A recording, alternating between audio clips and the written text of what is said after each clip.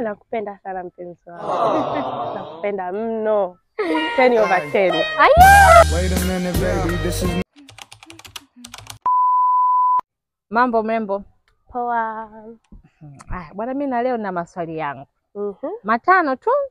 Nahitaji uyajibu. Uko tayari? Nipo tayari. Swali la kwanza. Uliwahi kuanzisha uhusiano wa kimapenzi na mtu ulipokuwa shule au college? Kweli bwana, niliwahi kuanzisha mahusiano ya kimapenzi na mtu ambaye nilikuwa naye college. College? Okay. Shuleni, secondary, primary? Hapana. Utoto tu urafiki wa msichana na mvulana. Do me a favor please. Get out of here. Lakini mahusiano college. Swali la pili. Ni kitu gani unachopenda zaidi kwa mpenzi wako wa sasa yani? Unachodata nacho sana.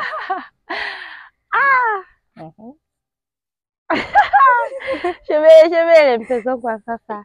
Nampenda. Kitu ambacho kinanifanya nimpende sana. Ananukia vizuri. Mimi napenda mwanaume akinukia. Anavonukia tu ile hoi. Kabani. Oh my God.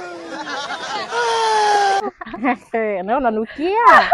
Naona nukia. Napenda anavonukia, yani harufu. Naona nukia sasa. Nanukia. Haya, swali la tatu. Ulishawahi kumpiga mtu block kwa sababu ya mapenzi? Exactly. Nishawahi kumpiga mtu block kwa sababu ya mapenzi. Mara nyingi au mara chache? Mara chache, inategemeana na circumstance au situation ambayo niko nayo kwa huo wakati. Swali la 4. Nini kilichokufanya ukubali au mpende huyo boyfriend wako wa sasa? Hey y'all, come look at this. Mapenzi si ya bwana.